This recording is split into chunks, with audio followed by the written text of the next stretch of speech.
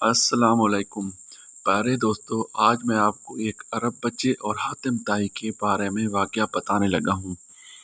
ایک یتیم بچہ حاتم طائی سے زیادہ سخی نکلا۔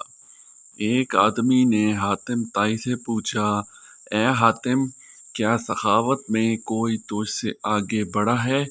حاتم نے جواب دیا، ہاں، قبیلہ طے کا ایک یتیم بچہ مجھ سے زیادہ سخی نکلا، جس کا قصہ کچھ یوں ہے کہ دوران سفر میں شب بصری کے لیے ان کے گھر گیا۔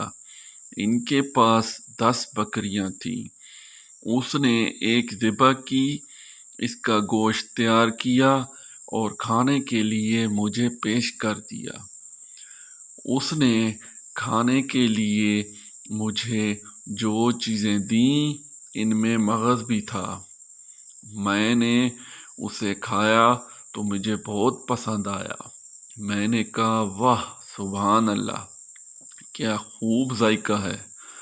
یتیم بچہ فوراً باہر نکل گیا اور ایک ایک کر کے تمام بکریاں میری لا علمی میں اس نے ذبح کر ڈالی اور سب کے مغز مجھے پیش کیے۔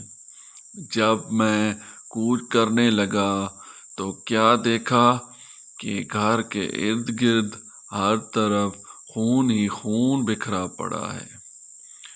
میں نے اس سے کہا، آپ نے تمام بکریاں کیوں ذبح کی؟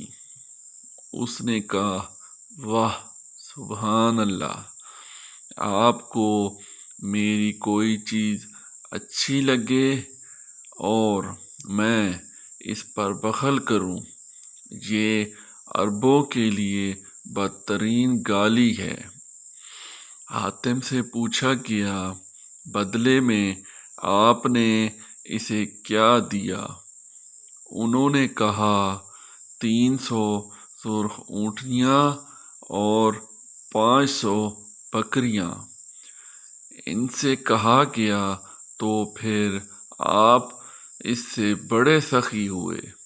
انہوں نے جواب دیا، نہیں، وہ مجھ سے زیادہ سخی ہے، کیونکہ اس نے اپنا سب کچھ لٹا کر سخاوت کی، جبکہ میں نے تو اپنے بہت سے مال میں سے تھوڑا سا خرچ کر کے سخاوت کی ہے۔